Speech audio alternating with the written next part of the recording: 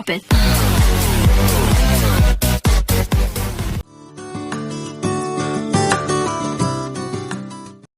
Perkenalkan, nama saya Yuliani. Saya dari mahasiswa ITS NU Pasuruan, program studi pendidikan matematika. Di konten kali ini, saya akan menjelaskan atau membahas mengenai kecerdasan emosional pada anak. A. Pengertian kecerdasan emosional merupakan kemampuan mengatur keadaan emosional diri sendiri dan memahami emosi orang lain. B. Sejarah dan konseptualisasi kecerdasan emosional.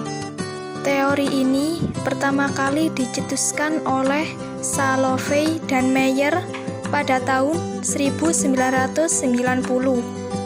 Mereka menyatakan bahwa individu cenderung berbeda dalam kemampuan untuk mengatur emosi mereka ketika memecahkan masalah, baik emosi dan suasana hati yang memiliki pengaruh dalam strategi pemecahan masalah.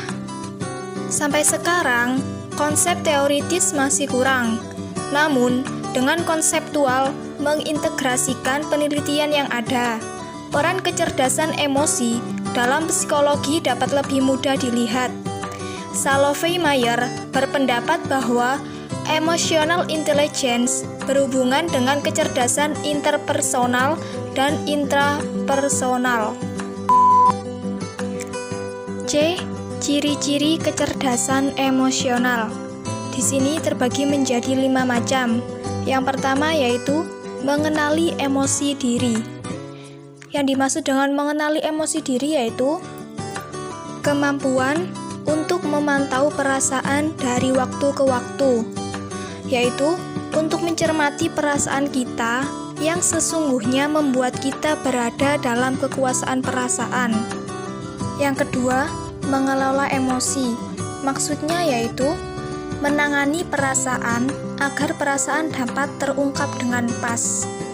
Orang-orang yang buruk kemampuannya dalam keterampilan ini akan terus-menerus bertarung melawan perasaan murung, sementara mereka yang pintar dapat bangkit kembali dengan jauh lebih baik cepat dari kemerosotan dan kejatuhan dalam kehidupan.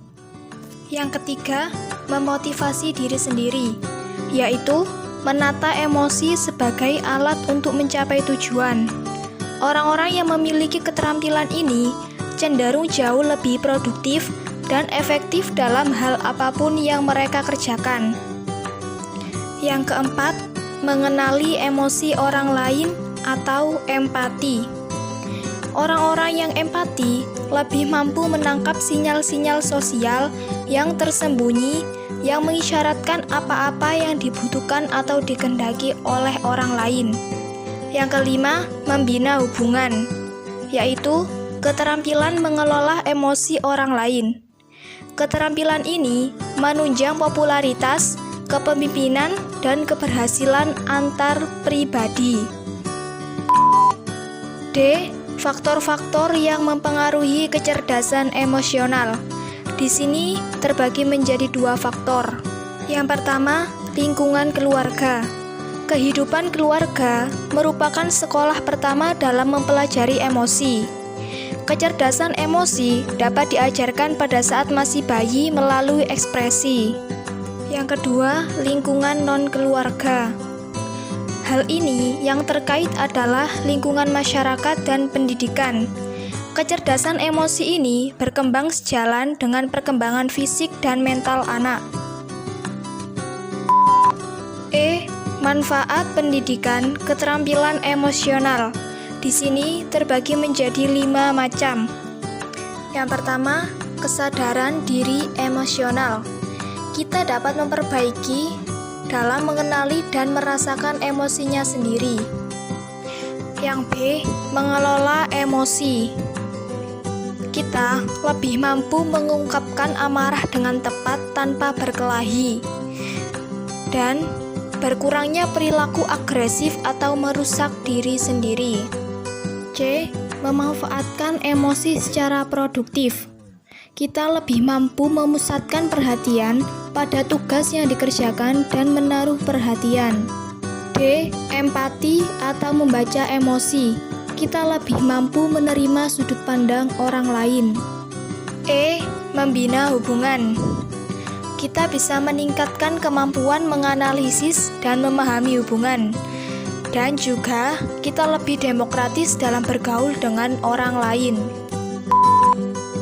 F. Cara melatih kecerdasan emosional anak. Yang pertama, menyadari emosi anaknya. Orang tua harus merasakan apa yang dirasakan oleh anak-anak mereka. Agar bisa melakukannya, orang tua harus menyadari emosi-emosi pertama dalam diri mereka sendiri, kemudian dalam diri anak-anak mereka. Yang kedua, mengakui emosi itu sebagai peluang untuk kedekatan dan mengajar, yaitu mengakui emosi anak dan menolong mereka mempelajari keterampilan-keterampilan untuk menghibur diri mereka sendiri.